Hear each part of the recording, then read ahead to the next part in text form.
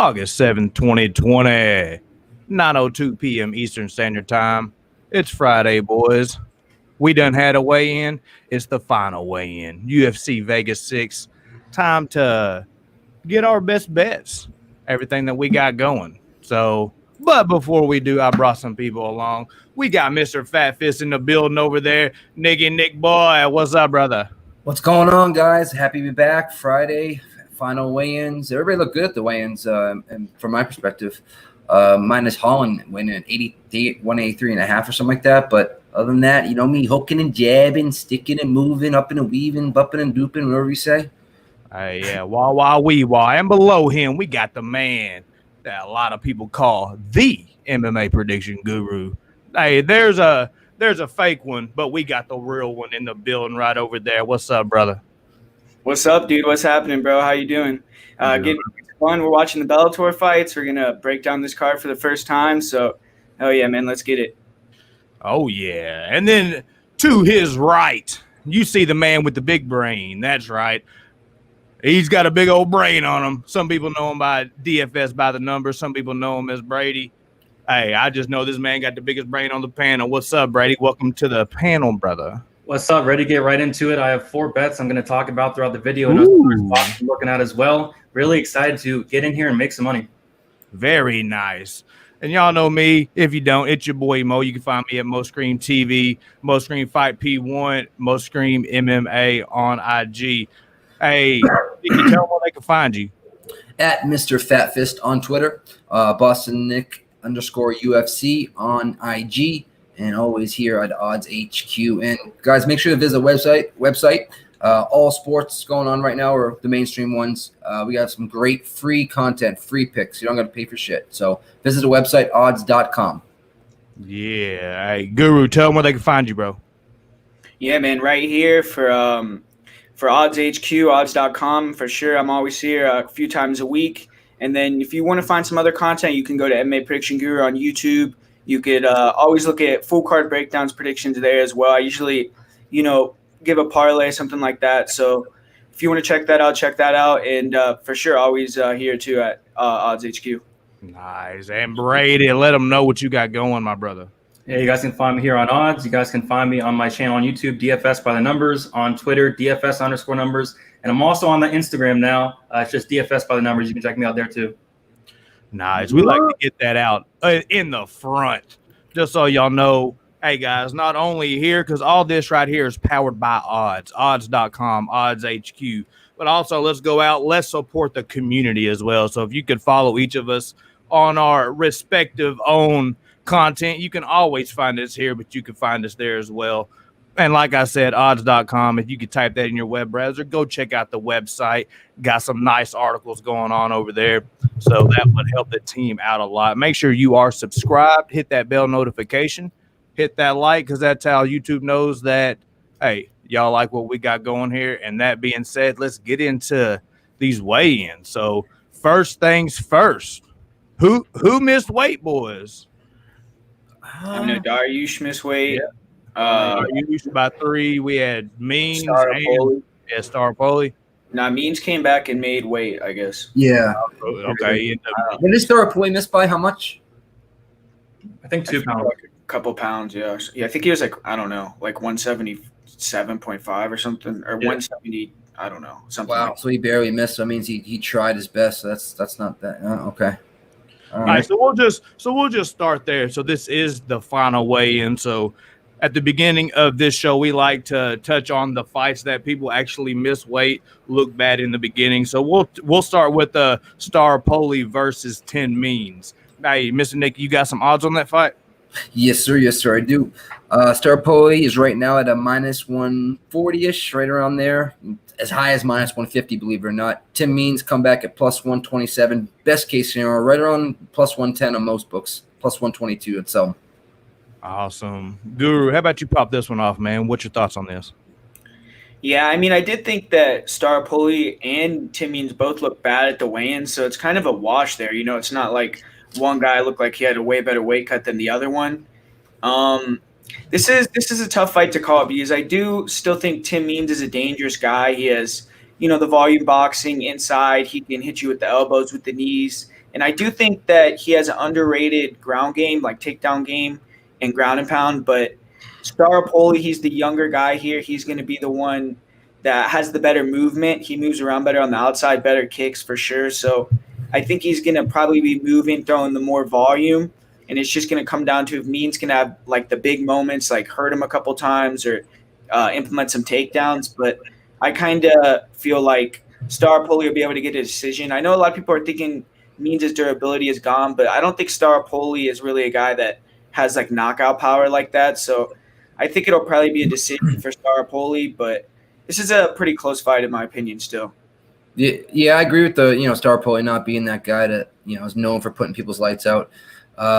Dirty Bird's 36 now, just about right now. He's 36, almost turning 37, I believe.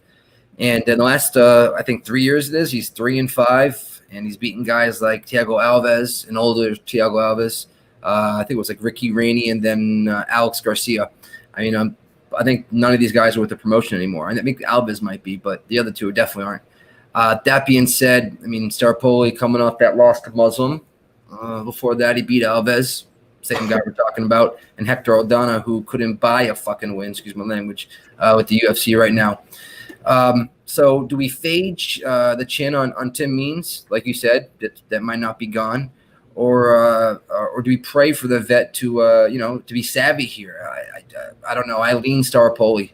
What are you thinking here, Brady? Yeah, I'm leaning Staropoli too, but I do think this fight is probably, going to be a lot closer than people think. Like, Means is no scrub. I mean, I do think he's kind of on his way out of his career, 36 years old. The durability is definitely a question. I mean, getting rocked by Dan Rodriguez is not a good look at all, but I still think Staropoli pulls it off, with the volume. But I did hear that Tim Means is going to try to come in here and get takedowns. If he does that, this fight's going to be so close. So for me, it's a big pass, probably dogger pass, but I'm not betting it either way. No. Yeah, I'll go ahead and cap this one off with, I think I might be the only one thinking that Means might come in here and actually use his grappling. That's kind of how I see it going. Means is one of them fighters that has the win-loss. He lost last, so he's due for a win. I don't necessarily, make plays off of that, but I think it's more of a when he loses, he gets his mind right, and then he comes in with a good game plan. He gets a win.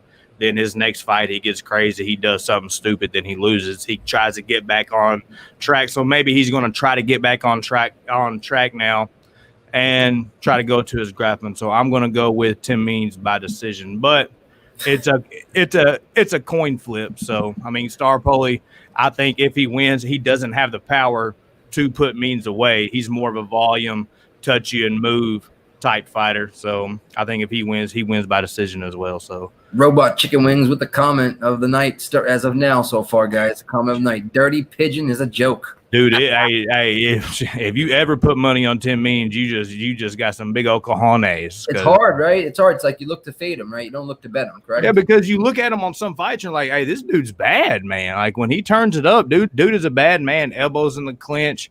And he has surprisingly good wrestling when he decides to use it. So that's kind of what I'm banking on here is he's going to come out and actually use his wrestling with a smaller cage.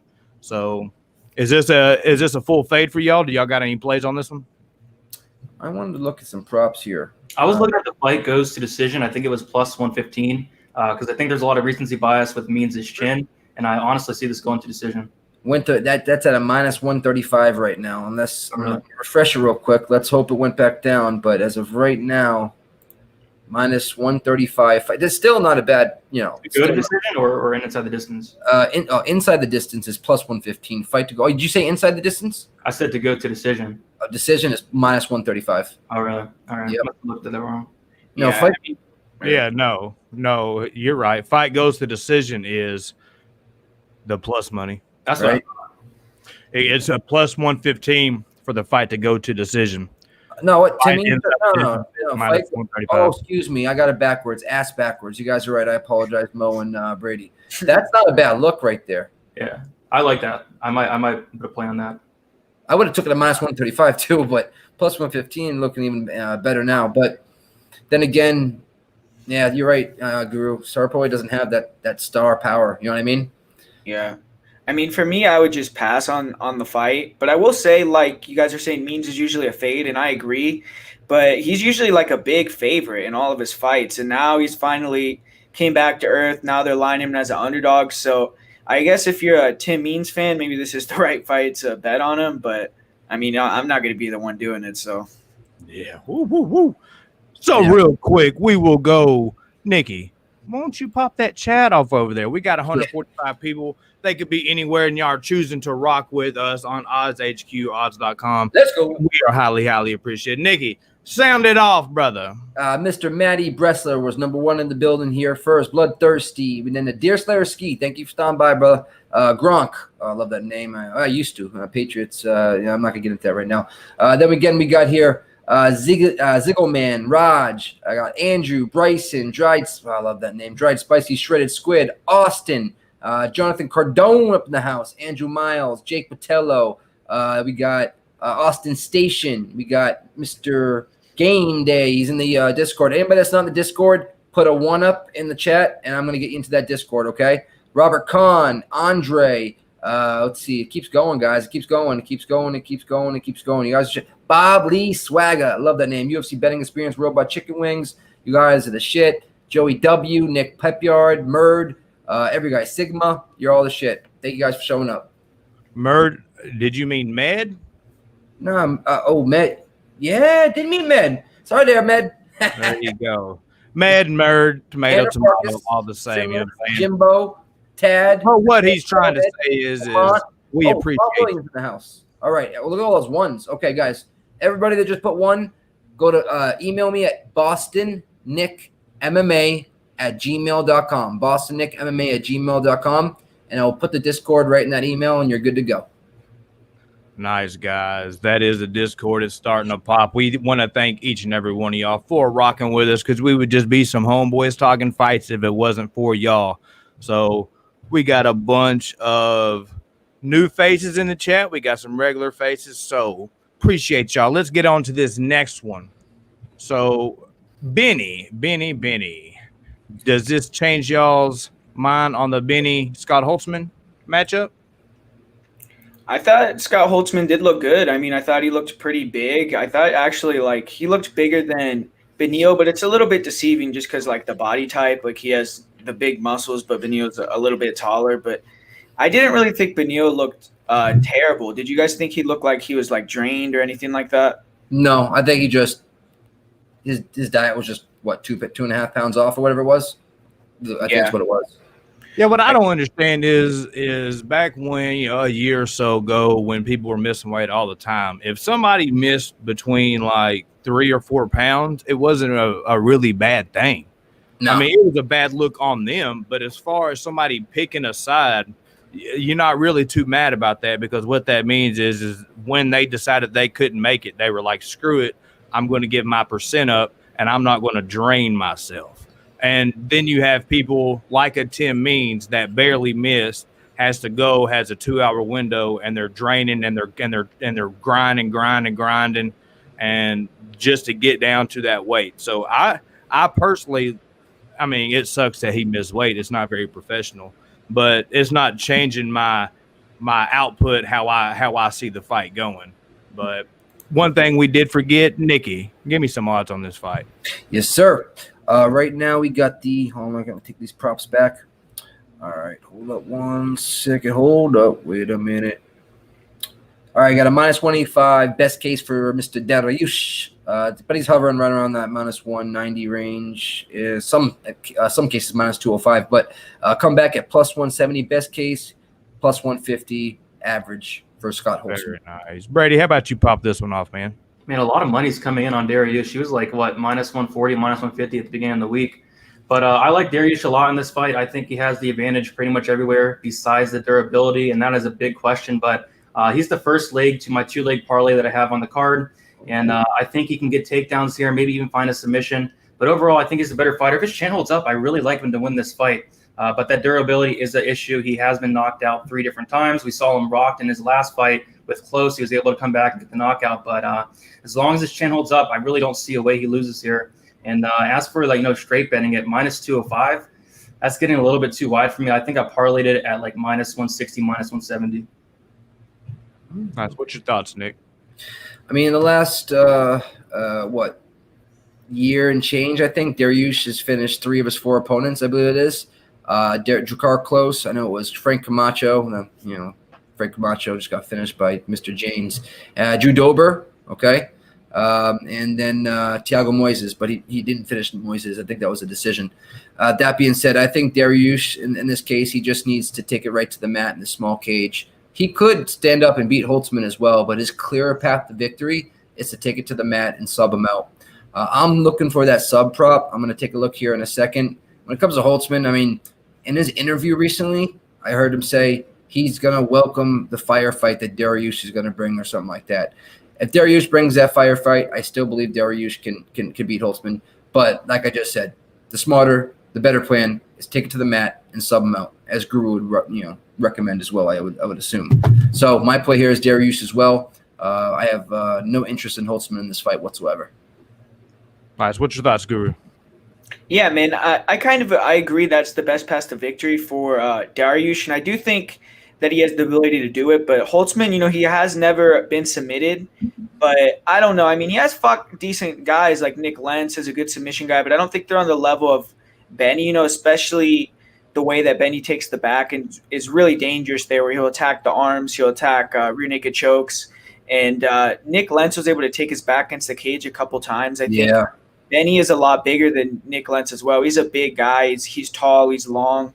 So I feel like Dariush has all the advantages in the fight, even on the feet as well. I think he even probably has more power. He just likes to brawl, man, which you don't like to see that in guys that are a little bit chinny, because Holtzman does hit hard. He can hurt you. He can drop you. He is on a big run right now where he probably, is confident. He has a lot of momentum, everything like that. But, I mean, he's 36. I feel like Dariush is just a little bit better than him everywhere. I just feel like I was saying earlier in the week, I think this is kind of like a Randy Brown versus Luque type fight, where it's like the guy, Scott Holtzman, he's coming up. He's looking good. He's beaten a lot of guys. He did beat Jim Miller. I mean, you have to give him some credit. He's in there. He's getting some good wins. But when he gets this step up in competition, I think that, he'll just be a step behind here. So I just think Dariush probably will get a finish, but Holtzman, I think, could get a knockout, but that's his only path to victory, really. The Jim Miller fight where, Jim Miller wasn't able to implement his game plan and submit him. Yeah, but then if you look at, like, the rest of the resume, like Alan Patrick, Darrell Horcher, all those, Michael McBride, guys like that, I mean, they're not big, They're not big submission experts type thing. Cody Pfister, Drew Dober is just more of a dominant wrestler type thing. Josh Emmett as well. I mean, Josh Emmett does have some subs, but but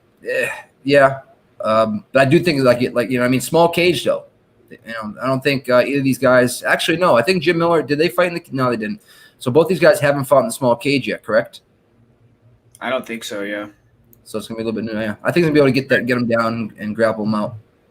Did Dariush fight with when he fought Drakkar close? There was never mind. That was in 2019, right? Yeah. Mm-hmm. Yeah. Yeah, I'm on the side of Benny as well. I just think that he has pretty good fight IQ. And when you have somebody that's that smart and that elite of a grappler that can still stand up and throw hands, he's a super dangerous guy. And unless Benny's fighting the top of the heap competition, he kind of shines. And Scott Holtzman kind of does the same thing every time. He's not really going to evolve that much.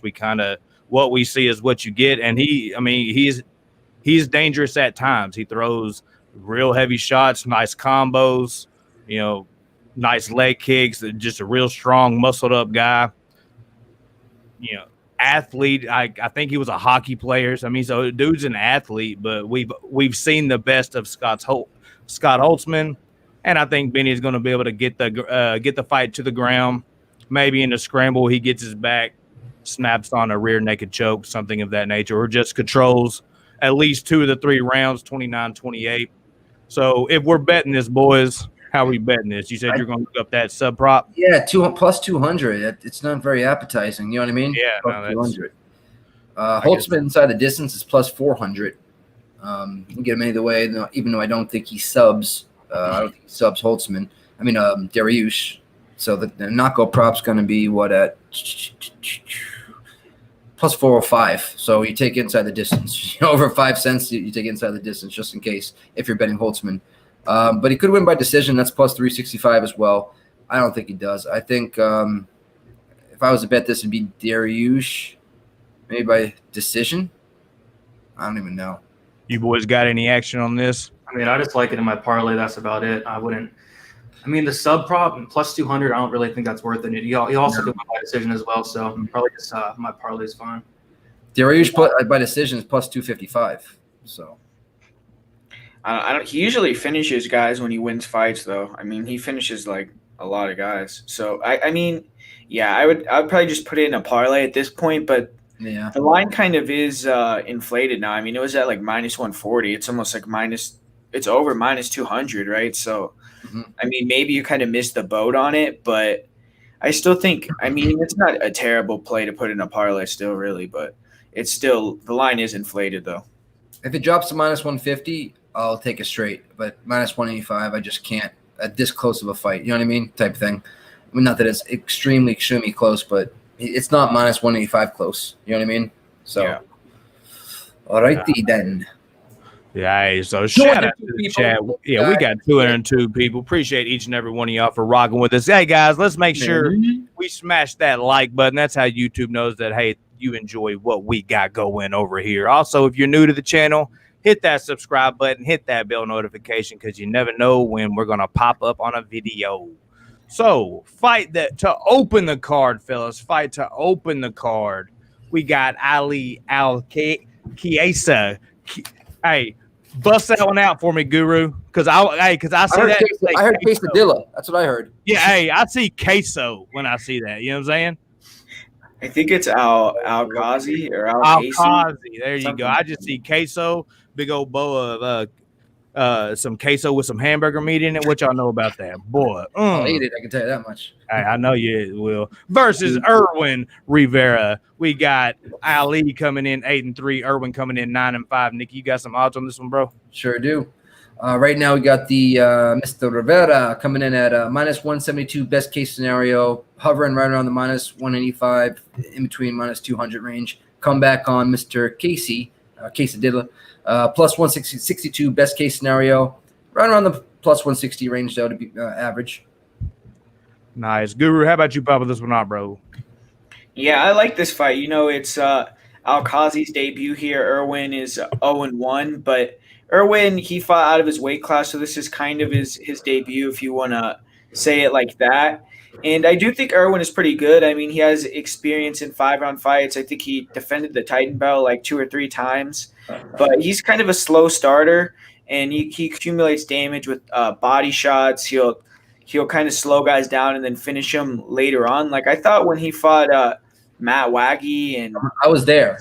Yeah, and another, I think it was like Danny Sabatello or some other guy like that. I mean, I thought he was losing. If they were 3-round fights, I thought he would have lost. But he did get the finish in the 4th round. So, you know, you have to give him credit. He is a tough guy. He could stick with it and kind of take you out late, where that's a possibility here if, you know, Al-Qaisi can get the takedowns but can't control. Maybe in the 3rd round, Rivera may be able to get him out of there or something like that. But I'm kind of leaning more on the side of Al-Qaisi. I think that his grappling is pretty good, and on the feet, he's economical. You know, he doesn't throw very much, so I don't think he's going to give a lot of openings for Rivera, and Rivera likes to dart in and dart out. So I think that'll open up some takedown opportunities for Ali as well.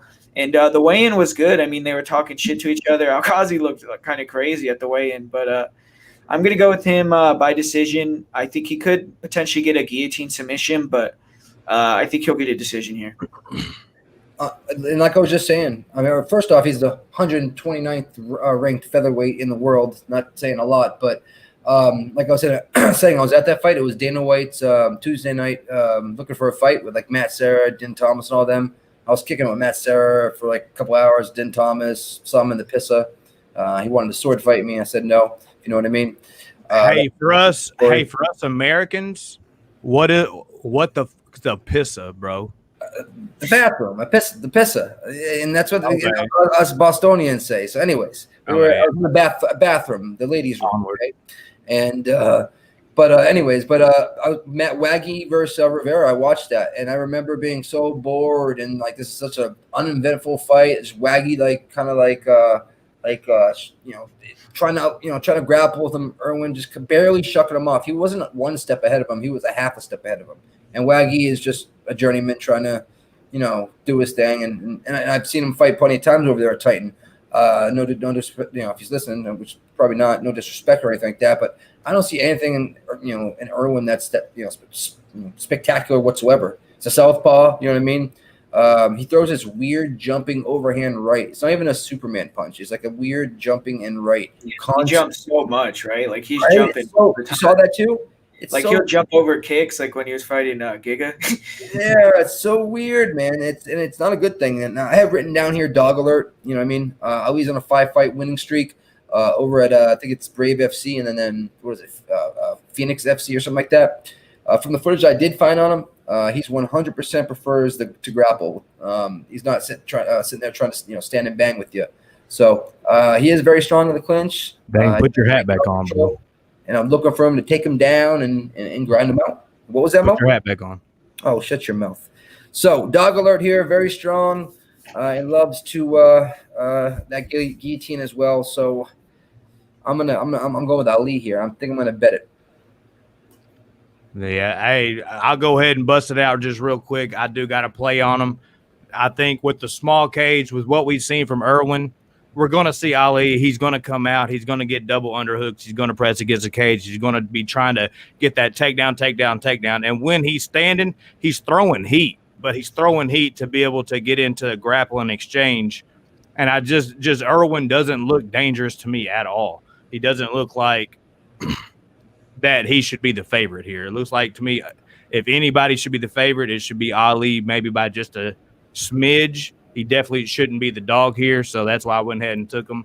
I just took him just straight up on the money line because I don't know if he's going to just win a dominant, grappling match and just grapple the whole time, get 6 or 7 takedowns, or I don't know if he's going to take him down, transition, snatch on a rear naked choke, or catch dude in a guillotine, something like that. So I think he has multiple paths to victory. Just however I break it down, I just see Ali winning. I agree. Honestly, when it comes to that, spot on 100% at plus 160. That's the way to take it right there. You know what I mean? Why take a risk? I think this is a 50-50 fight. Yeah, I thought Ali would have been lying the slight favorite. You know what I mean? Yeah, that's kind of what I was thinking, and then check those odds out. So y'all got to play on this one? I was playing Al-Qaisi, but man, I don't know. I think he's going to be able to take him down whenever he wants to, really, but hopefully he goes in there with the game plan to do so. But when it's on the feet, I mean, I wasn't too impressed with Al-Qaisi striking, so hopefully he comes in there and tries to get him down a couple times, wins a close decision, and the submission's always there as well. So the submission prop, like a couple of days ago, was like plus 900. Now it's like plus 400, so probably should have jumped on that a couple of days ago, but still, I think it probably wins a decision here. Yeah. I actually bet it at plus 170, so I got 1 unit on him, so hopefully he gets it done. Screw you and your 10 cents, Guru. Okay? Screw you and your 10 cents. Whatever. Guru's that bargain shopper. I might take a shot. That's 4 panel members on a dog, so, hey. Dang, hey, Machiavelli said Brady's in love with Al-Qaisi. Hey. I don't know. Hey, Brady get crazy on you over there. Boom. Let's get on to this next one. Shout out to the chat. Y'all blowing it up on this Friday night. We got 202 people in here, so we appreciate each and every one of you.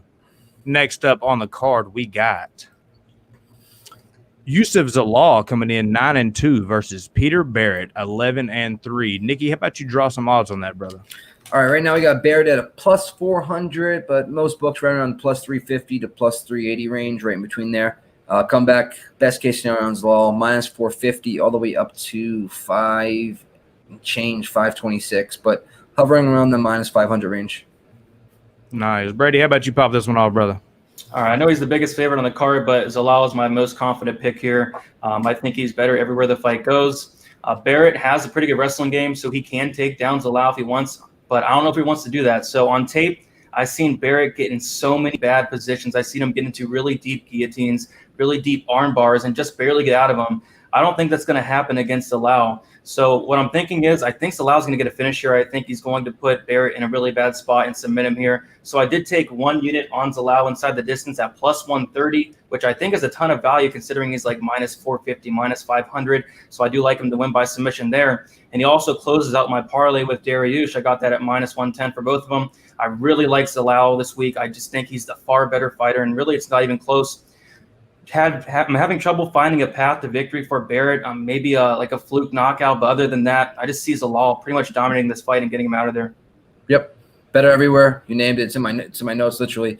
But most importantly, if you watch that Contender Series debut for him, if he looks even a fraction the way he did then, you know what I mean? Or if he looks the way he did then, he's screwed. Zalal is gonna piss all over him. He's not the better wrestler or grappler. That's Zalal. He's not the better striker or kicker. That's Zalal. So, like you said, if he slips on a banana peel and gets caught, that's one thing. But that's why the lines are the way they are right now. The odds reflect how this fight's probably going to go. What you thinking about it, Guru? Yeah, I agree. I mean, like Brady was saying, it seems like Peter Barrett, when he gets to the ground, I don't know if it's like just because he's in the fight or he doesn't like really train jiu-jitsu that much. It's like he's just so spastic. Like he gets down there, he loses all of his composure, and he's like trying to get back up, and he's leaving his arm out there. He's leaving his neck out there, especially in the front headlock position. So I actually think that Zalal is going to get like a front choke, like if it's a guillotine or anaconda or Darce. But Smart, yeah. He has those long arms to be able to just snatch them on. Yeah, but I did think Barrett looked big at the weigh-ins, and he's like a brawler. So, I mean, I do think that his path to victory, I guess, is to, like, eat the shots, keep backing him up, like, a lot of pressure, and just throw bombs and hope Zalal gets tired or something, or just clip him and knock him out. But, yeah, Zalal is better everywhere. He's way better on the feet with the movement, with the kicks, even with the – I don't know if he's better at boxing, but he just has faster hands, and he can hit an angle off, stuff like that. So I just feel like he's better everywhere. He's been really active. He's younger. He's the one that's going to be, improving more than Barrett, who's a little bit older now. He's been a veteran for a long time. So I got to go with Zalal here for sure. It's not that he's a better boxer. He's just a better striker. You know what I mean? When it comes to striking, I just don't see anything in Barrett. Yeah, Peter, he trains at a sit-yo-tone. So he's a Muay Thai expert. He likes to stand and bang, elbows, stuff like that. But what I've seen, once he gets on the ground, man, he is so susceptible to getting arm bar, just anything. He's not very smart on the ground. I'm sure he has skills. He might, tap us. He'll probably get Guru, He'll probably tap Guru on the mats. But I don't really see him messing with the law. And I like what Guru said about the whole cutting angles, because that's kind of how I see this going. The law is real good at the left to right movement. He'll pop, hit an angle so hard he'll make you turn completely around, and then he'll shoot a blast double on you all in the same motion. And he's going to keep Barrett on the defense. I mean, Barrett has a puncher's chance because you could tell dude's a jack dude. Packs a punch. I think Zalal is just a smart dude. And at some point in time, he will give up the sub. If I've seen a lot lower level people sub him, then I'm fairly confident that Zalal will be able to snatch the sub as well. So how are we betting this one, boys? I know that Guru, you said you took a bet on him. How? Did you say you had to play on Zalal? No, I didn't bet on it actually. Straight. I do have him in a parlay with someone else later in the card, but I mean, I was saying, potentially you could bet like him by submission, but I don't know do you know what the line is on that, Nick? Yeah, by submission is plus 235. I like the fight not to go the distance at even odds, basically. Yeah. Yeah, maybe just maybe even him inside the distance, use it. Yeah. Okay. Let's see what's Zalal inside. Yeah, you're right. Zalal inside. Plus 135, so we're getting about 40 sets. Yeah, that's not bad. Mm-hmm. What about you, Brady? You got to play on this one? Yeah, I have him in a parlay with Benyil Dariush, and then I have him inside the distance at plus 130. So the submission prop, I was looking at that earlier in the week. It was plus 400, but now that it's down at plus 220, might as well just play him inside the distance if you think he does get the win. Right. There you go. So there's a plays on that one, boys. Let's get on to this. Next up, we have Justin James coming in 16-4 versus Gavin Tucker 11-1. How about those odds, Niggy? All right, we got Mr. Tucker, as my pops would probably say, coming in at, let's see here, minus 117 best case scenario, but right in between that minus 120 and minus 135 range. James, best case scenario, plus 112, right around plus 105, even minus 105. Basically, I pick him. Nice. Guru, how about you pop this one off, bro? Yeah, man, I like Justin James here, but I will say he didn't look that good at the weigh-ins, but that's kind of expected. You know, he's a big guy. He's cutting a lot of weight for the first time in a while. So I did think he kind of looked like a little bit drained, but I want to see I bet you he'll look a lot bigger tomorrow when he rehydrates, everything like that. He's gonna fill out. Yeah, and James, he's a veteran, man. I mean, he might not have been in the UFC for a long time. He might have just had that, 50 seconds in the octagon over Frank Camacho, but he's had already almost 20 fights before he entered the UFC. He fought some decent guys, and I watched a couple fights. I watched his fight where he had a 5-round title fight victory over Troy Lamson, he's kind of Troy Lamson. He's a good fighter, but he's kind of a guy that people beat him and they get to the UFC. Like Alex Munoz beat him as well, got to the UFC. But Lamson, he's tough. It was a 5-round fight, and James was able to keep the cardio. He was pretty good with being economical with the boxing, getting inside, like low stance, bobbing and weaving, throwing hooks, good low kicks as well. And I feel like Gavin Tucker's game is too much. Like he moves around too much, like too much unnecessary movement. He gets really tired. He throws real wide in the pocket, where I feel like James will be able to be a little bit tighter and connect with the hooks, with the low kicks. And I feel like Tucker isn't going to be able to bail himself out with the wrestling in his black belt this time, because James is going to be the bigger guy with the better wrestling. So I feel like Justin James, earlier in the week, he was a lot better play when he was like plus 140. Now at even odds, I don't even know if I would play him at that number, but I am going to pick Justin James to get the win here. And I think it'll be either a decision or, a knockout here, but I kind of lean towards a decision. Charlie Chip said it perfectly. James is the Jai Herbert of this week, but I think not in the exact aspect. But then this came up. Charlie Chips, recently biased. I think there's a big recent. That's why the line is where it's at right now, because him knock out Camacho. I went back and I watched that. His hands are just real. He's really wild and sloppy. And if he comes at Tucker like that, Tucker could wrestle as well. Tucker's going to put his lights out. I like Tucker here, and I think we're getting great value at minus 120, minus 115. So, I mean, that being said, he's opened it at minus 220, got steamed all the way down. I'm going to jump on Tucker. Nice. Hey, big brain. What you think about it? Yeah, I like James in this fight. I just think that, he has the better stand-up, and he's very, very dangerous. But, I don't mind that bet, Nick. I think there is some value, and there is some recency bias coming into it. I would have rather bet James at, what was he, plus 150, plus 170. I'm not going to touch him here at, plus 105. I'm just going to pass here. I do think he gets the knockout, but Tucker has never been finished. He's very tough, but I don't know. James did look pretty bad at weigh-ins, but once he gets rehydrated, he's going to look huge in there, I'm imagining. So I am picking him to win and picking him to win by knockout, but not confident enough to bet it. This could play out pretty close. Yeah. I think a lot of people are sleeping on Gavin, even though he is he's the favorite going into this fight. I mean, you would think of all the talk going on that James would be a pretty decent-sized favorite because everybody would be betting him. But Gavin Tucker's got skills, man. If you go back and watch his fights, Rick Glenn whooped that butt. But he has decent stand-up. He doesn't strike at the highest rate. But I like how he mixes his striking in with his takedowns. He has a nice single leg. He'll just jump right in on it. I just don't see it even getting to that, though. I think Justin James is going to look really hydrated tomorrow. He's going to come out really big. And he comes out super explosive to start. And I think that he's going to come out hot in the beginning. And I see him catching him first round at some point, because I think he's going to come out so hot he's going to kind of overwhelm Gavin. But I'm not mad at Gavin. This is one that I'm not betting. I'm staying away from because I'm not just super confident. because Gavin can't in some apple pies. You know what I'm saying? Like, he can mess some stuff up. I'm sure James is probably going to be highly owned on DraftKings, probably one of the bigger people owned on there. Don't you think, Brady? Yeah, for sure. I mean, he has that upside. He comes in there trying to take the other guy's head off. That's what you want in a DraftKings play. I think you you play that for like DraftKings. 200, right? Something like that. 7,900, yeah. So, yeah, I mean, a lot of people are going to be on him. I'm on James here.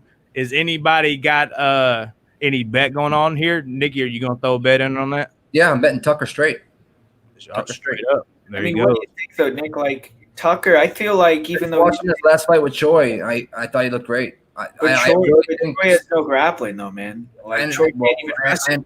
I understand that, but Gavin Tucker can. He does have grappling. I've seen his, a bunch of his fights, and like I said, Jane's first fight in UFC fights a Frank Camacho, who's probably going to lose his next fight, which is coming up pretty soon, and get cut. I mean, I'm saying, look who he fought. He fought Sam Cecilia, bro. Like, that dude is losing at Bellator. All right, Gavin Tucker, this.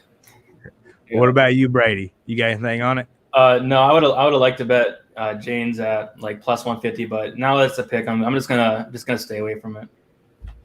Nice. Hey, man, put your hat on, bro. Just looking at good hair, you know what I mean? You're just mad you don't have good hair. Hey, you're right, bro. I am. Next fight, we got Andrew Sanchez coming in 11-5 versus Wellington Turman 16-3. Yo, pretty boy hair. How about you drop the odds for me? All right now we got Turman coming in at minus 137 best case scenario, but you're probably gonna get him right on minus 150 right now if you bet him. Andrew Sanchez coming in at best case scenario plus 140, right around the plus 120, 125 range though. Nice, Mr. Guru. How about you pop this one off, sir? Yeah, it's a good fight. You know, I feel like it's a pretty close fight. Obviously, I mean, Wellington is a lot of people's favorite to win this week. You know, because he's came in the UFC as a young guy. He had a pretty impressive win over Marcus Perez, close fight with Carl Roberson. So I feel like a lot of people are seeing that trajectory and they're falling in love with, the young prospect coming up here, because I feel like Andrew Sanchez has definitely fought a lot better competition. I mean, he was in there with Marvin Vettori in his last fight. He went all 3 rounds. The third round, he arguably could have won that third round. So, I mean, he was in there. It wasn't like he got ran over. Like when Roberson fought Vettori, he got ran over in 2 minutes, and that's the guy that beat Wellington Turman. And the thing that I like about Wellington is he's really determined, really dogged. He comes forward, he'll throw volume, he throws hard, and he really tries to get the takedown and, get the submission. But when he fought against Carl Roberson, who's a grappler, who's a striker, Roberson was able to, defend the backbone. He turned in a couple times and was controlling Turman in top position for a couple minutes at a time. And I feel like on the feet, Sanchez is a little bit underrated. He has decent boxing. His kicks are pretty good as well. He does get a little bit tired, but I feel like he's just a little bit sleeker on the feet, like a little bit better. And I think that he's going to be able to win a decision here just with his experience defending the takedowns. He is a 2-time national champion wrestler. So I'm going to go Sanchez for the underdog play. I didn't bet on him just because he's kind of an untrustworthy guy with the cardio, everything like that. And his line wasn't that big. Like, I was hoping that he was going to be like plus 200 or something, but it didn't open like that. So, yeah, I'm going to pick Sanchez, but I don't know if I'm going to play it or not. I mean, Sanchez, heavy, chain grappler, looks to be take it to the mat right away type thing, punch into the clinch. Thurman's last opponent, Perez, kind of did the same thing. You know what I mean? And they're kind of similar in styles, in my opinion. That being said, we saw Turman end up gassing Perez out after all the grappling and whatnot, end up getting that W. Turman can wrestle, man. He really can, and he can grapple as well. So I think what separates this fight is going to be the striking. I'm just not sure who's the better striker here. I have zero read on who's going to win this fight. It's a clear stay away for me. I'm not betting it. But Sanchez did lose to Ryan James a couple years ago. I think it was 2-3 years ago. It was 2-3 years ago, but he did lose to Ryan James. But that being said, it's a clear fat fight for me. I am going to actually get a bottle of Fireball for this one and have a shot to it. Oh no! That means y'all want to tune into that one because that'll be a shit show. Hey, Brady, what's your thoughts on this one, brother? Yeah, I like Sanchez quite a bit here, especially at that underdog price. I got him at plus 130, put 1 unit on that. I just think this is kind of a bad stylistic matchup for Turman here. Like, Sanchez has never been taken down in the UFC, 100% takedown defense. And this is going to play out on the feet the whole time. I think Sanchez throws more volume. He's more experienced. He's fought the better guys. And I just see him winning a very close decision. And at dog money, I'm willing to take a shot at that. So the first 2 rounds, I think Sanchez is going to win them. But that third round, I think it'd be kind of iffy, but I think Sanchez takes 2 out of 3 and wins the decision. I just think he's going to throw more volume, be the better striker in there. And, plus 130, I took a shot on it. Yeah, I'm right there with you. I haven't bet it yet, but I do have a feeling before the fight starts tomorrow, I will probably put a bet in on Sanchez. What kind of does it for me is Sanchez never been taken down, and we know what Turman's going to do. He's going to come in, press forward. He's going to try to clinch him against the cage. He's going to try to take him down. And what is Sanchez? He's not a D1 or D2 level. Is he, Guru? I think he was NAIA, so I think that's Division 2, though. I think, or I don't know. Is it not? I'm not 100%. I think Sanchez going to try to take him down at first, and then they're going to end up, one underhook, one each have an underhook, and just keep, I see Sanchez trying to keep it on the feet. I think Sanchez is the better striker, and I see it being a pretty boring fight, but I see Sanchez picking up a decision, rather 29-28, 30-27. I just haven't seen enough from Turman on the feet to think that he's going – like, the only way that I see it going bad for Sanchez is, like, let's say, end of the second, third round, something like that, my boy gasses.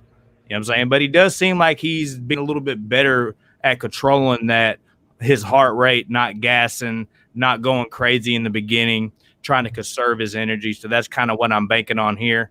But I'm going to go Sanchez by decision. And by fight time tomorrow, I'll probably have a bet on it. I will let you boys know. So, real quick, we got 280 people up in here. You could be anywhere else Friday night. Appreciate y'all the shit. Hey, whenever you cough in public, make sure you cough like this. All right. You got that? I'm 36. I can't do that. Nick, you can't pick your nose in public no more, bro. It's 2020. All right. Fine. Hey, there you go. Next up on the card, we got Nasrat Hakparas coming in 11-3 versus Alex Munoz, the guy that took out the man with one hand, 6-0. What are these odds on this one? Plus best case scenario on Munoz, hovering around plus 200. And then we got Nasrat coming back at a minus 225, hovering around as high as 250-ish, but right around the 240 range. Nice. I'm interested in what the big brain's got to say about this. What you think about it, Brady? I like Hakparas a lot in this fight. I think Munoz will take him down a couple times, but Hakparas has a pretty good up game. And just watching tape on Munoz, he can get guys down, but he's not really good at controlling them. So I can see Munoz taking him down maybe 3-4 times. But when it's on the feet, it's Hakparas all day. And I really do think Hakparas is going to either knock him down, hurt him really bad, or even finish him. So I like Hakparas a lot. I don't have it in a parlay, but I don't mind it as a parlay piece. And I'm also looking at Hakparas by knockout. I believe it's like plus money. So I'm looking at that for a bet as well. What you think about it, Nikki? Honestly, Brady, I really I can't agree with you enough. Try to trick you there. I think Nasrat. I mean, listen, like you just mentioned, Mo, he barely. When I say barely, I mean he beat him. You know what I mean? But you got to take a guy like Nick Newell out. I love that guy. I've watched him grow up as a fighter. I mean, for a guy that has 1.5 arms, literally, he's got a belt, I believe, in certain organizations. You know what I mean? So he's been a champion before, I think, at least. But I mean, you can't take Nick Newell out, and he didn't look that impressive and up until like the second and midway through the second and third round. So I think what I was imagining is Nasrat in Nick Newell's shoes. I think he would have wiped the floor with Munoz that night, and that wasn't that long ago. So I'm on Nasrat. Nasrat didn't look horrible in his last fight as well. So that being said, it's Nasrat for me. Ooh, Guru's ready. Hey, bust it off, Guru. Now, yeah, I mean, I thought, to be honest, I thought that Munoz looked really big at the weigh-ins, though. I mean, he looked huge. And, I mean, Nasrat usually – I mean, he has that kind of, like, people call him, like, mini Calvin. He has that, like, he's like a flabby type body, so it looked bad him like standing next to Alex, where Alex was like fucking ripped and big, and like if you just didn't know those two guys, you'd probably think like Munoz is a big favorite. But I mean, I think Alex Munoz is pretty good. I mean, he's a good wrestler and he looks explosive. Like on the feet, he can like shoot these pull counters a little bit, but I do think Nasrat is a lot better on the feet, and I think Nasrat's wrestling is a little underrated. I mean, he was in space. He has good takedown defense, like when you're wrestling in the open mat. But it does look like against the cage, like if Munoz can keep backing him up against the cage, his takedown defense doesn't look that strong, really. Like at least against Marcin Held, it has been a while since then, but he hasn't really faced a lot of grapplers. And Nasrat, I mean, he's a guy that I do like think is a decent prospect, but I don't know. He did get kind of dominated against Dober, even against like Thibaut Gucci. He was struggling a little bit in that fight. I'm gonna pick him to get the win here. I think that he'll maybe get a TKO, maybe get a decision. I mean, he needs to get back on track here, but I think Munoz is going to be coming hard. I mean, he's like 30 years old, so he knows like if he wants to have a run, this is a huge fight for him. Like if he wins this fight, he could jump pretty close to the top 15 like after one fight. So I think that Munoz will come out like hard in the beginning, maybe win the first round or something. But I think Nasrat will probably be able to get a decision or maybe like a late TKO. Yeah, I think we're all on the same page here with Nasrat. A couple stats that popped out to me that kind of made it over the top for me. Okay, so Nasrat's not known for a grappler, right? So you're like, hey, my man's got stand-ups, got good hands, good movement, real fast, fast hands. But then you dig into his stats. He has 78% takedown defense. So my man, just like Guru said, is not horrible at stopping the takedown. One question I had for Guru is you mentioned Marcin Held. With him being more, I mean, was Marcin shooting, blast doubles on him, getting singles, or were those more body lock trips like jiu-jitsu style takedowns compared to a collegiate wrestler style that what we're going to see out of Munoz? I mean, he was shooting a lot of double legs, but those were the takedowns that Nasrat was like doing a good job defending them. Like with the underhooks, he was pushing the head down pretty good. But yeah, he got taken down more like against the cage, like in the clinch, and he got taken down like in like weird scrambles, like where I don't think Munoz would do that. Like Marcin Held is like a leg entanglement guy, so he has really good leg locks, and he'll use those to get takedowns. Like he created a scramble with that leg entanglement. Yeah. Got to the back and took him down that way one of the times. So, I mean, Munoz won't be doing anything like that, but yeah. Yeah. And another stat that I liked that I saw, we have Nasrat. Guys, his finish rate is 82%. So my man gets people out of there. You know what I mean? And his KO percent is 82%. So my man likes to KO people. So look for him maybe trying to catch Munoz on the entry, something like that. The panel is all on Nasrat here. So, yeah. So how are we betting this, boys? So are we betting Nasrat? Is it we have a nice prop? What's that? What's that by knockout prop for? It's like plus 175. Is it? Yeah, on 5 dimes. This might be a pass for me. This fight might be a pass for me. I mean, maybe the under, but it's under 2.5. You got any plays on this one? Yeah, I would pass, man, because I mean it is Nasrat's coming off a pretty bad KO. I mean, I don't know how you can trust him at like over 2-1 favorite, and I don't really want to like. I don't know. I'm not like comfortable like saying he's going to TKO an undefeated guy. Maybe he'll go to decision or something. So yeah, I would just pass on it. What's weird is what they like to call fapping, boys. Drew Dober fight, you know what I mean? He didn't look bad up until that, right? He caught that, was it like a counter punch? I can't remember. It was really early in the fight though. It was only like 2 minutes or something. Yeah. I just remember being like, all right, this is looking good. I didn't bet the fight, but this is looking good for him. Blah, counter strike. It was almost like the Damian Maia, Gilbert Burns left hook. Yeah.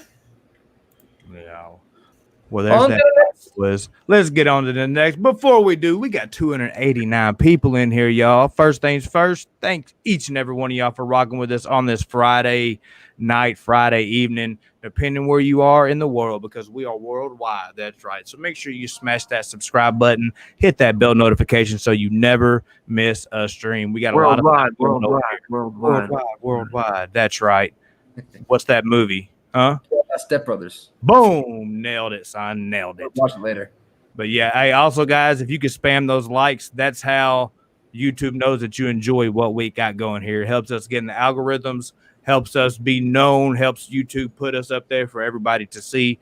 And that's what y'all can do for us. So if you can do that for us, we'll be highly, highly appreciated. And hit that retweet button if you could. Hit that retweet button. Let's hit this 300 mark. We're 11 away. Let's hit this 300 mark. Yeah, hey, go hit that retweet on odds.com. Or, Nikki, did you put one out? Right here on YouTube. Just hit that share button to your Twitter, to whatever platform. Boom. You heard the man. If you could do that, that will be super, super appreciated.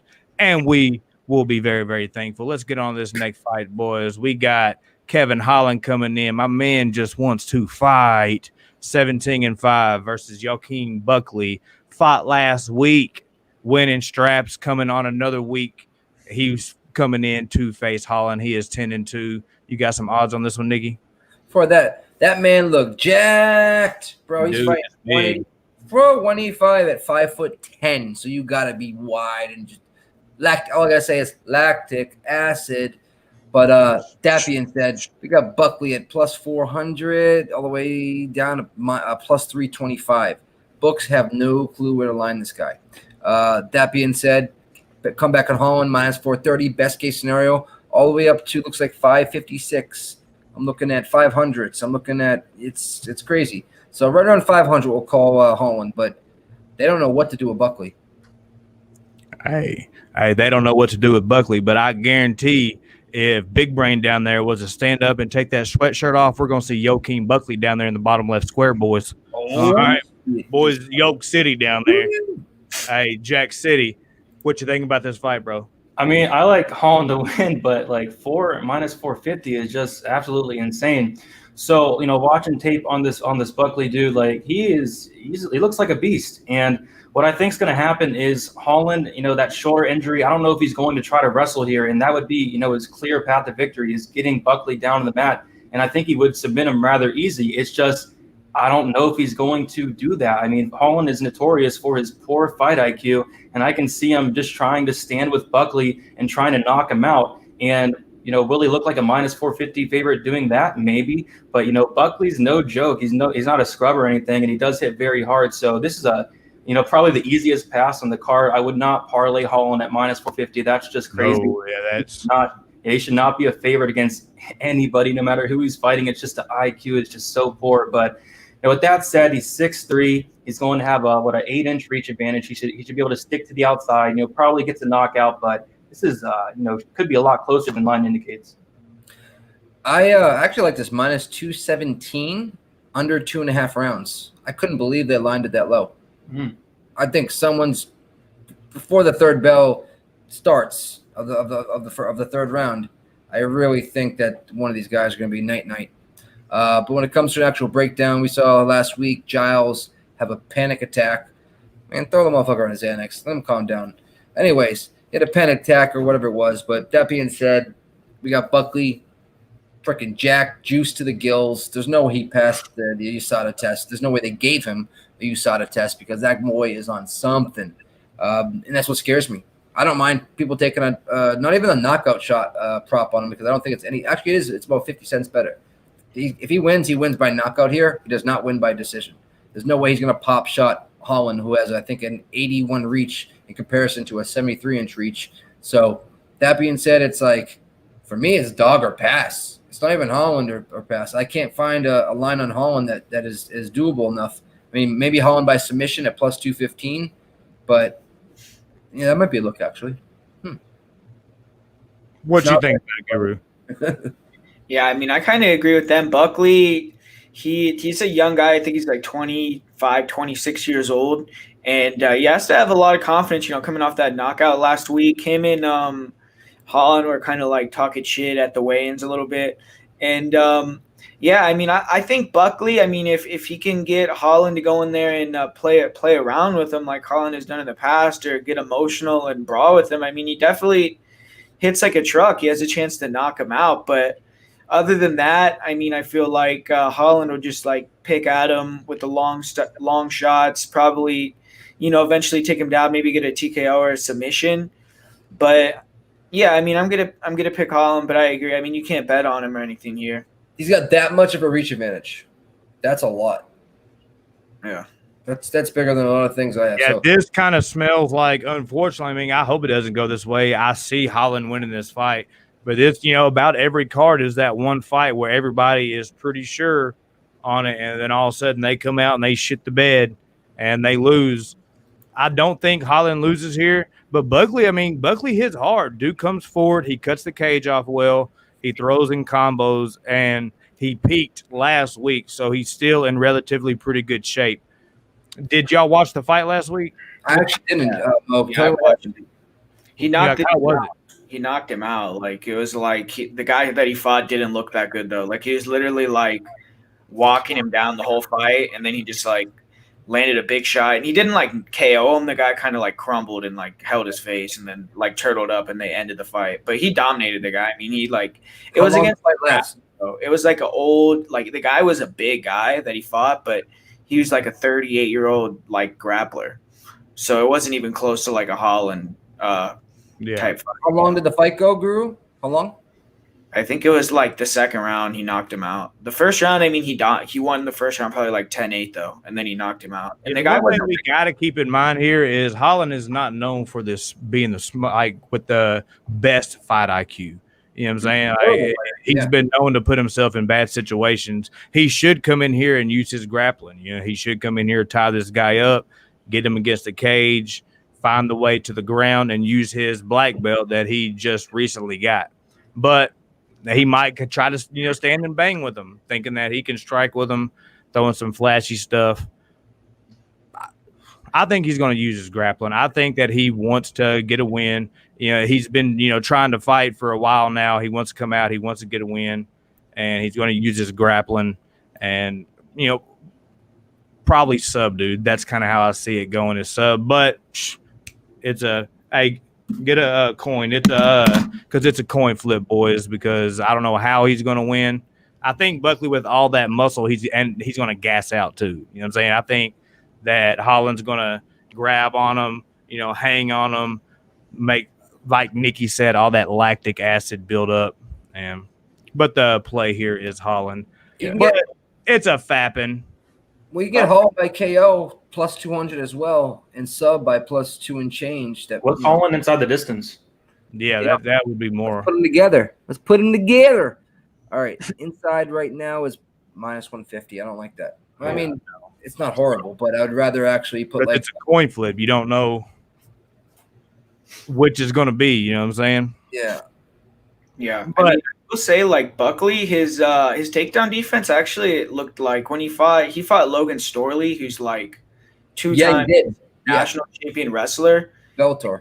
I mean, he was getting dominated. Like, I'm not gonna say he like looked good in that fight, but his takedown defense looked, I mean, not bad. I mean, he was defending some takedowns against that guy, and that guy is like a way, like, 20 times better wrestler than Kevin Holland. So early on, I think he is going to be hard to take down. Like, he's an explosive little guy. This knockout. I'm thinking this dog is going to knock out Holland. Holland, though, I mean, dude, Holland's never been KO'd, though, either. Like, in Holland. Hey, this is a first time for everything, right? Yeah. I remember when I lost my virginity like a year ago. So, you getting crazy, Nicky? Are you going Buckley? But he fought. Put a quarter unit on it just to win a full unit or more. You know what I mean? I'm saying, official play, like, are you going Holland or are you going Buckley? Oh, you gotta show up for that live fight betting companion tomorrow night.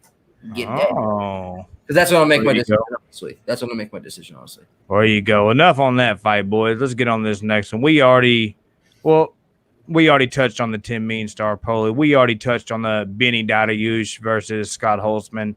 So next up, we got Yana Kunitskaya, 12-5, coming in versus Julija. Hey, did I say that right, boys?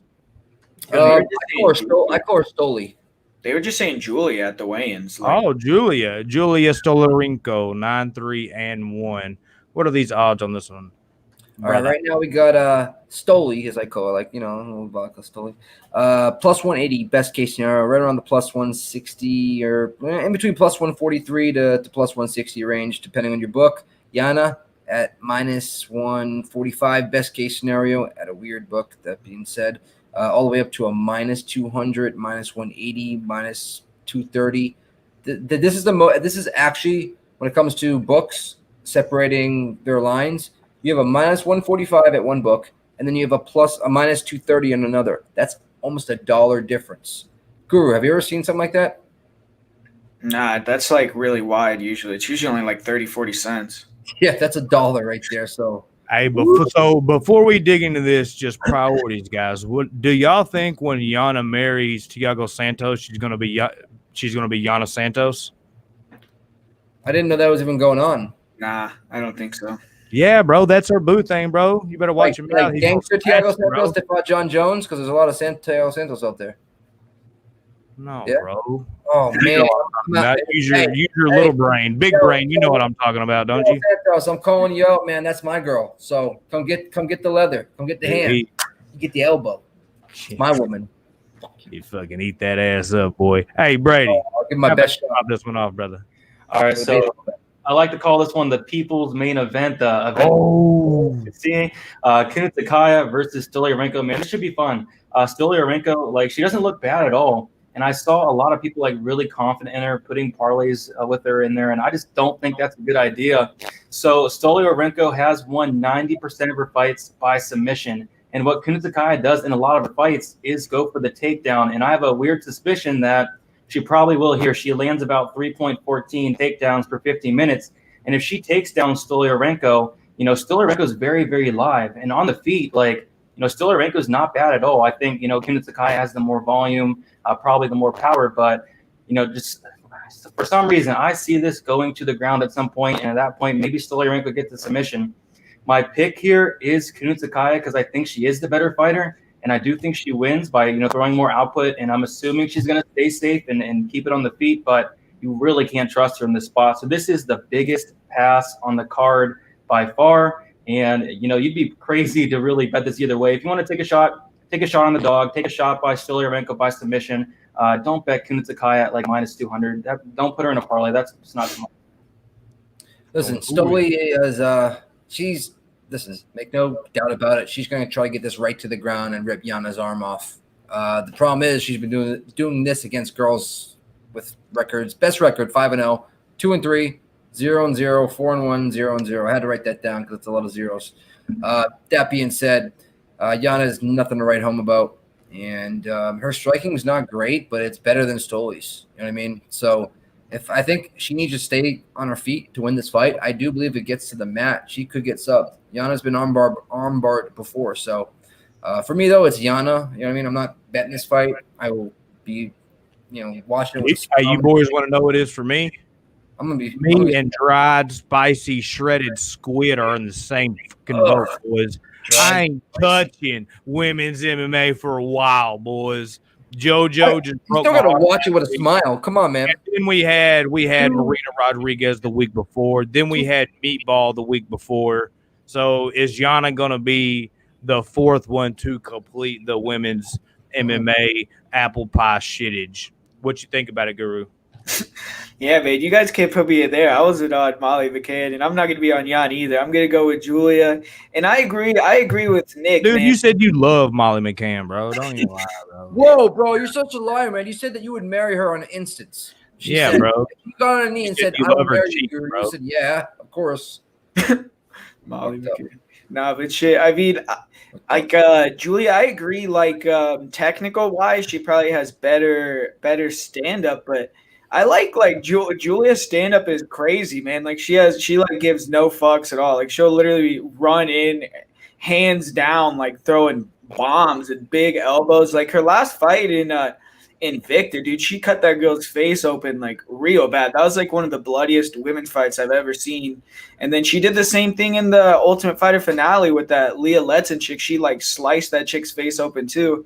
And she's like a dog, dude. Like she fights in Lethway. You know what I mean? Like where it's like bare Yeah, knuckle. I was going to bring that Well, up. that's dope. Yeah, She that's won. dope. I was going to tell you real quick Lethway. last night before I forget, because I partake sometimes, so each and every one of y'all probably know what I'm talking about, so I don't forget. Last night we had a stream. It was DraftKings, me and the big brain down there, and I referenced, so you just said Lethway.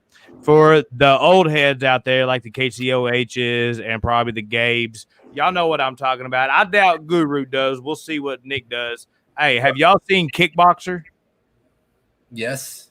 Big Many brain, times. you don't have to answer, big brain. Don't worry. I know you haven't. You better Guru, check out the am I Jeep. speaking? Am I speaking Cantonese to you, bro? Do you understand what I'm saying? Nah, I've never seen it. What the fuck, man? Hey, that's why y'all generation be eating Tide Pods and stuff, bro. What are y'all talking about, bro? Y'all ain't seen Bloodsport or Kickboxer? Pokemon, motherfucker. That's what like Lethway is like Kickboxer. There's a scene in Kickboxer. Jean-Claude fights a guy named Tong Po, and he has rope around his hands, and he starts dipping his hands in glass. So it's like Lethway's like all that minus the dipping his hands in glass. Like you can headbutt, and it's rope for instead of tape, it's rope. Nut It's kick. real serious. So this girl is super gangster. Sorry, I just had to make a point. Oh, yeah, Go ahead, Drew. And she won like the title in like 2019. Like she won like 4 fights in She's a Lethway. beast. So like she's doing it currently. I mean, if this fight gets like dirty where they're both like brawling, I mean, Julia is gonna win that fight 100%. Her striking's bad, bro. Her striking's bad, Guru. Her striking is bad, but Yana doesn't throw a lot of volume. And if she's like jumping in with like big elbows and shots like that, I mean, it could be really close on the feet. Yeah, And- I think Yana's a freaking B minus, maybe Yeah. C plus striker. You know what I mean? Yeah. And then But- Yana also, like, she spends a lot of the time in her fights. Like, she likes to use her size and, like, push girls against the cage and, like, hold them there. And against Julia, I mean, Julia will, like, pull guard for that armbar. She'll jump, like, and get it from weird angles. I mean, I kind of feel like that's going to take away a lot of Yana's, like, stalling type game. So I think it's going to be a high pace. And I think Julia is either going to get a submission, like either like a TKO via cut or a decision win. Yeah, she's no Nunes. She's no Valentina Shevchenko on the feet, but she's a better striker than Stoli. You know what I mean? Oh, yeah, technically I agree, but it's just like with women's MMA, dude, I feel like if Stoliarenko, like let's say she slices her face in the first round with one of those elbows, and then like if Yana's just standing there, like she could out-volume her easily, I feel like. But I would divorce my wife if that happened. I would have to divorce Yana. I would have to divorce her. Would you? Horrible. Mo, what do you think on this one? I think I'm on the side of Yana Kunitskaya. I think she's going to do enough to be able to win 29-28 decision. This girl, she is scary. The only thing that really kind of makes me think or be hesitant at all, well, 2 things. 1, it's women's MMA. 2, my girl Julia, she will snatch up an armbar real quick. And where do you got to be for her to snatch up that armbar? You got to be in her guard. And where do you go whenever you shoot a blast double? That Yana has been known she will change levels and shoot a double on you. So that's the only thing that really kind of scares me, that she might go to her wrestling instead of keeping it on her feet, change levels, go for a takedown, and Julia snatches up an armbar. Outside of that, I think Yana's going to be able to play it smart, keep it on the feet, and win a decision. So my official pick is Yana by decision. But Mo, like you just fucking mentioned and pinpointed, it could be a call the word in Maya situation where she grabs that arm. Oh yeah. You know what I mean? Mm-hmm. yeah, and Julia, she doesn't even have to use her double leg to get the armbar, man. She'll throw up the armbar like from standing, like in like crazy transitions and stuff. I've seen it. Yeah, you do that when you roll, don't you, Guru? Throw like flying armbars and stuff. Nah. Boys ain't saying. They're these flying triangles. They're just magnificent.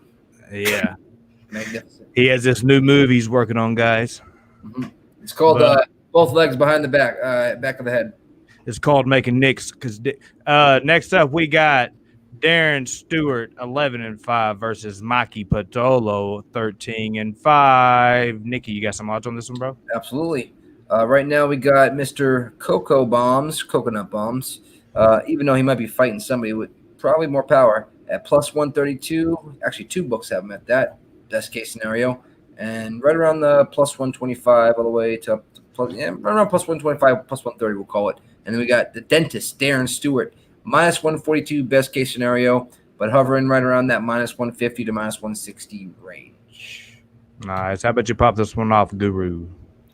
Yeah, I mean, this fight, I don't know what it is. Like, I think it'll be a good fight, but I just haven't, like, this is one of the fights that I have least interest in on the card. Like, Wow. I feel like Darren Stewart he'll win the fight, like, but I don't trust that guy. Like, I feel like he'll lay you down, man, in a lot of fights. I mean, he lost his last fight outside the UFC. Yeah, that was the guys at 170. Yep. And, I mean, man, I feel like he's just probably hits a little bit harder. He's going to be the bigger guy, and inside he's dangerous. Maki isn't really like a big-time wrestler or anything like that. So, I mean, I just feel like he's going to be able to touch Maki's chin and knock him out. We've seen Maki knocked out before, but, I mean, I could see Maki winning the fight too. So I just don't have a lot of interest in it, really.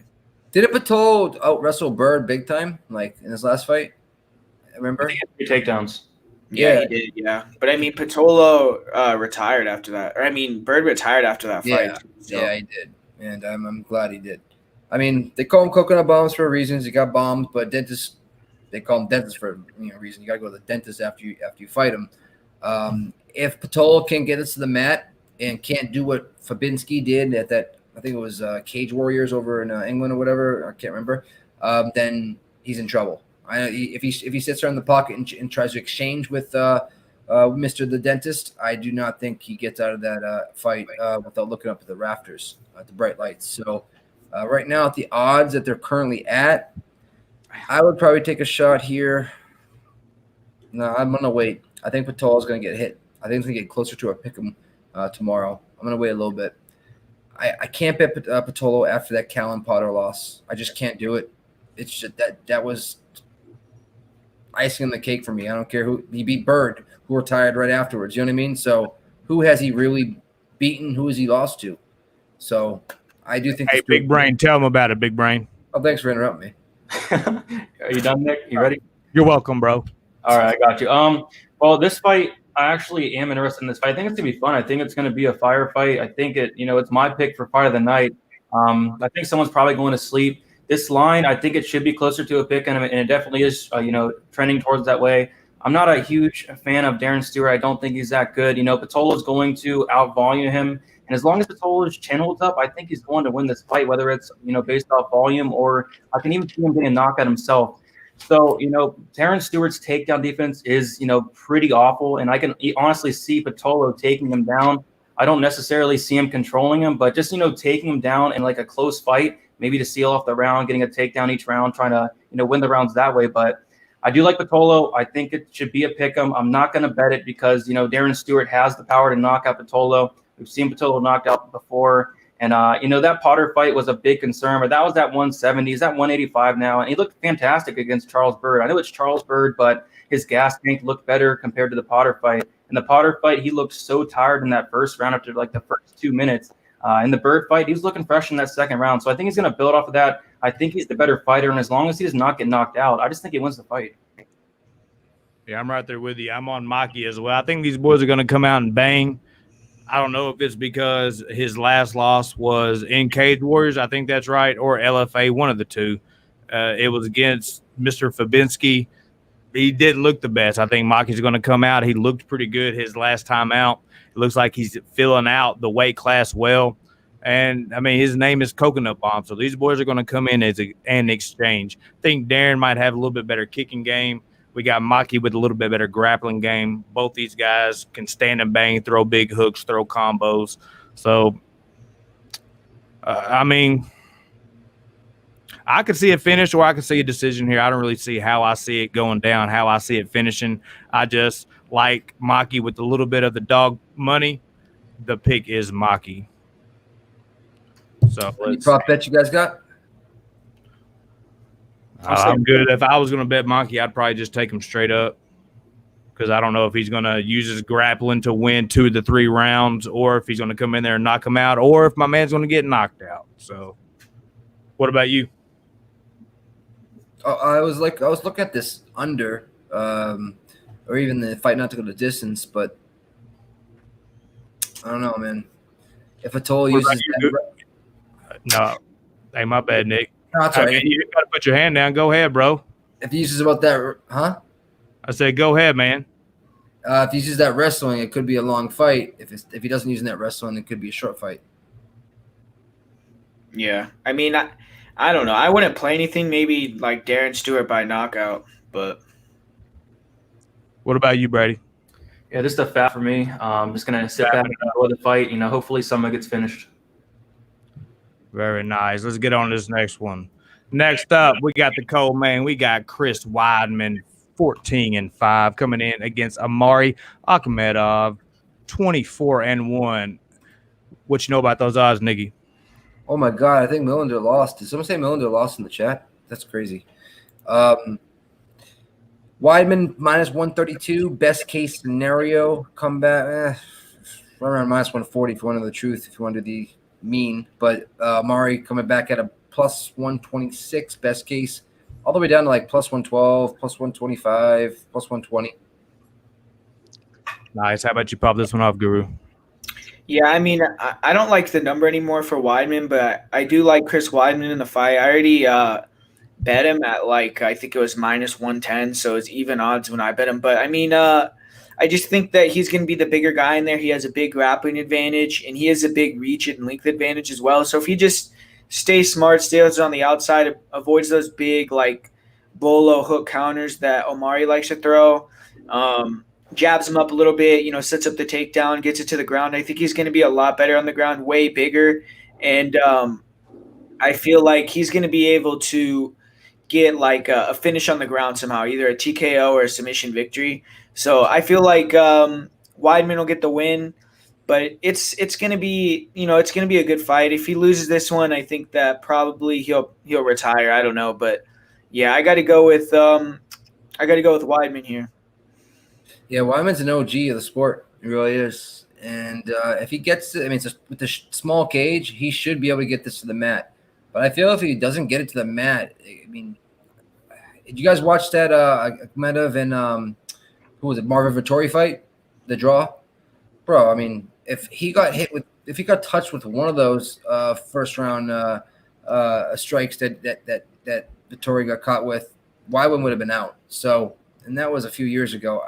I don't know, man.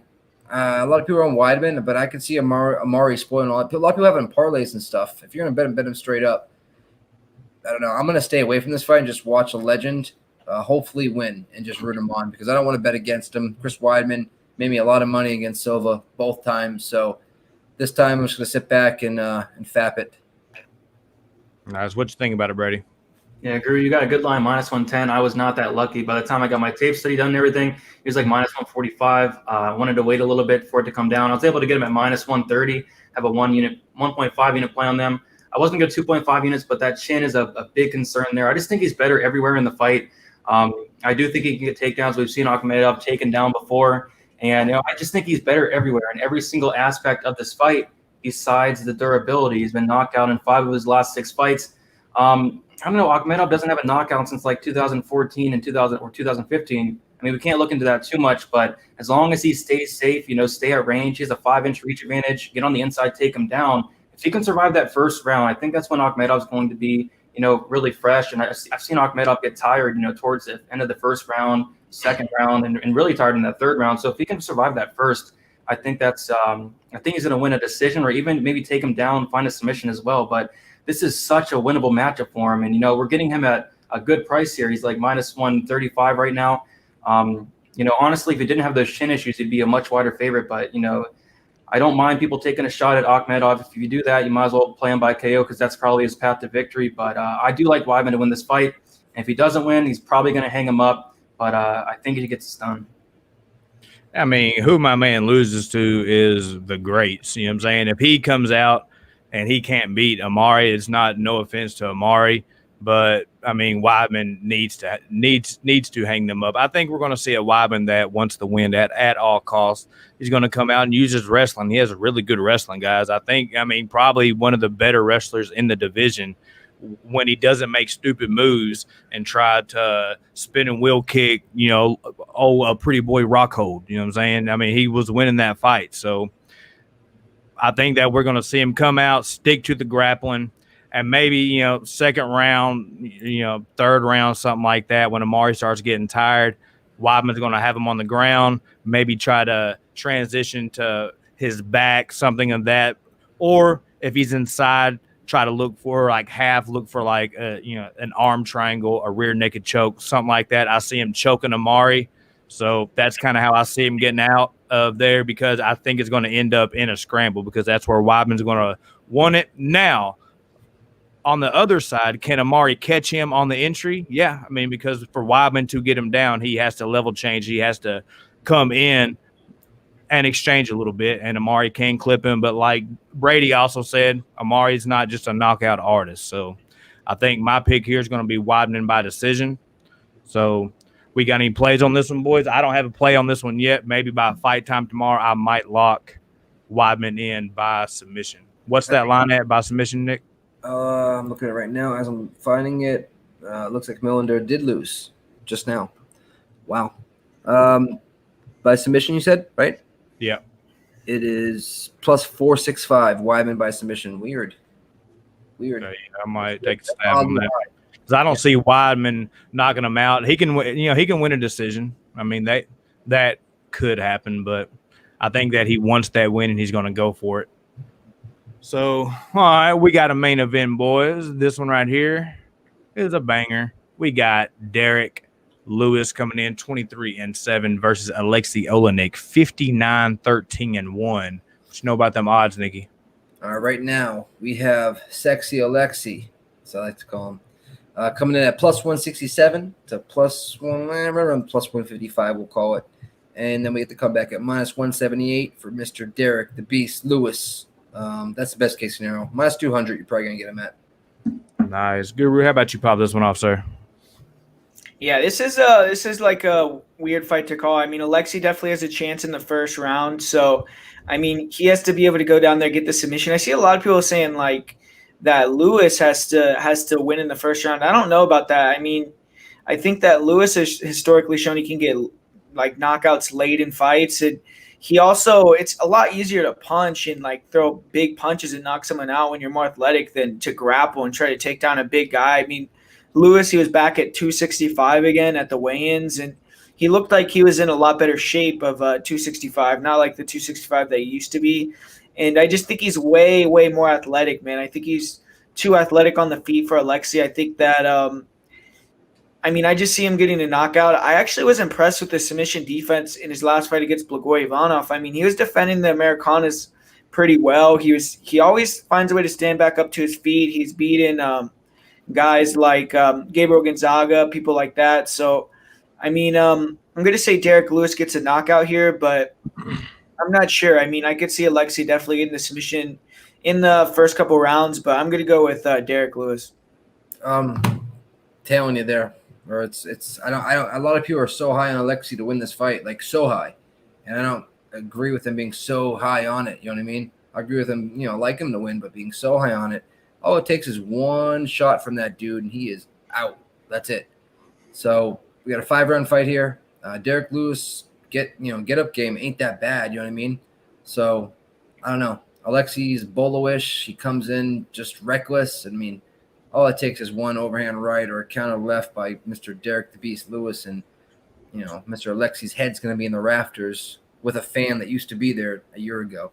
So that being said, as you guys know, I'm on the Black Beast. Let's go. Nice. What you think about it, Brady? This is a really weird, really ugly fight, but I'm kind of intrigued by it. I can't wait to watch it. So I've on tape, I've seen Lewis taken down so many times by so many guys, and Aleksei, he's very, very strong, and I do think he gets Lewis down. And when Lewis gets taken down, he tends to lay on his back. He tries to take a breather on his back for a minute and a half. I don't think you can do that against Aleksei Oleinik. As soon as he takes down Lewis, he's going to be in the mount. He's going to transition to side control right away. He's not going to let Lewis rest. And can he get Oleinik off of him when he's deep into a sub? Maybe he can. I mean, Lewis has his ways of getting up, popping back up. He's very powerful, but I don't know if you can do that against someone with the BJJ credentials of Alexei Oleinik. So, if Lewis does get him off of him, he's probably going to knock him out. Lewis has these weird flurries where he throws like 10 strikes in 10 seconds. And I'm not so sure Oleinik can take those punches, but I'm more leaning towards the side of Oleinik takes him down. Lewis tries to rest a little bit, takes his time. And by that time, Oleinik's going to have a submission locked up. But this is a stay away fight for me. I'm just going to sit back, watch it, enjoy it. Not going to bet either side. If I was to bet it probably would have been when Oleinik was like huge underdog. Now it's closing in a little bit. But I do pick Oleinik to win, but would not be surprised whatsoever if Lewis was able to buck him off, get him off of him, stand up, go for the big flurry, and knock out Oleinik. Just a big pass overall. Yeah, I'm right there with Big Brain. I mean, I think Mr. Oleinik is going to somehow find the way to get the fight to the ground, and this is why. If Black Beast fought like Walt Harris fights, where he comes out in the beginning super explosive, throwing real bombs real fast, but that's not how Derek Lewis fights. He starts real slow, and he looks for his shots, and then he explodes. And I think that if he gives Oleinik too much time, then Oleinik's gonna use his big bolo punches, his big hooks that he does to get in and grapple, drag him to the ground. And Derek Lewis is a lot of stuff, but technical he is not. So how's Derek Lewis going to try to get up if Alexei can get him down? He's going to go on all fours and stand up. And Oleinik is a choking master. And I just see in one of those exchanges, Alexei is going to snatch on a sub and sub Black Beast. But I mean, Black Beast can also knock him out. So this is a stay away fapping fight for me because I don't know which side to bet.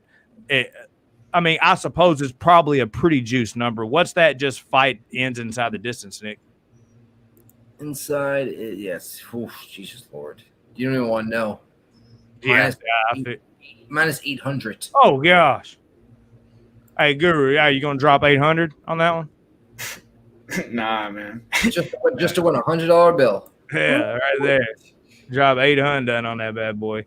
No, yeah. So, this is going to be a banger, though. I think this is going to be a finish just like everybody else does. I think Lewis can get the knockout, but I just think Alexei is going to find the sub at some point. So, that's that. So, guys, 280 people on a Friday night. Not too shabby. We appreciate each and every one of y'all for deciding to rock with us on this Friday night. Y'all know what it is, odds.com. Y'all go over to the website, put it in your web browser, go over there, check out those articles, go support the squad, and Odds HQ. Make sure you're subscribed. If you're new here tonight, make sure you hit that subscribe button, hit that bell notification so you never miss a broadcast. Yo, Nikki, how about you tell them where they can find you, bro? Mr. Fat Fist on Twitter, BossNick_UFC on IG. Here 3 times a week, Tuesdays, Fridays. Actually, 4 times a week now. Horse racing on Thursday nights as well. And then it's always Saturday for the fight companion. So let's get this money tomorrow, and let's shade those bookmakers. Nice. I got you, Big Gabe. Didn't say it. Hey, for the big brain, Big Gabe has a question for you before you go, brother. Must play. DFS only have any must-play fighters for DK. Must play. My favorite players are probably Zalal at 9,300. I think he can get a submission, hopefully early, maybe a bunch of takedowns, advances. Chris Weidman should be a very good play this week if he does not get knocked out at 8,000. He should absolutely, blow the cover off that value there. But that chin is worrisome. But those are probably the 2 I'm looking at most there. Nice. Hey, and how about you tell them where they can find you, bro? You can find me on YouTube here, DFS by the numbers. You can find me on Twitter, DFS_numbers, Instagram, DFS by the numbers. And yeah. Nice. Guru, how about you tell them where they can find you, brother?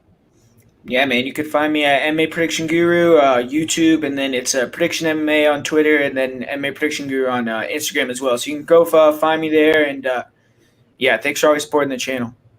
Oh yeah, nice. We rocked it again tonight. This is your boy Mo. You can find me. Actually, I forgot to say in the beginning, I changed the title to my channel today, guys. It is now Mo Sports because hey, we're going to be trying to do some other content. So. Nikki, you can come drop some content on there if you want to. Guru, I've been doing well in hockey last 72 hours, so I might have to. All right, brother, you can, man. You got the you got the stream key. You can hop on anytime, good brother. So you can find it at Mo Sports. You can also just type in Mo Scream, and you can find me on there. Twitter, Most Scream Fight P1, the easiest Twitter name to remember in the game. Isn't that right, Guru? Guru loves my Twitter handle. And Most Scream MMA on IG. It was another one up, another one down. Odds HQ, we love you. For Nikki, for the big brain, for Guru, this is your boy Mo. We out. Peace.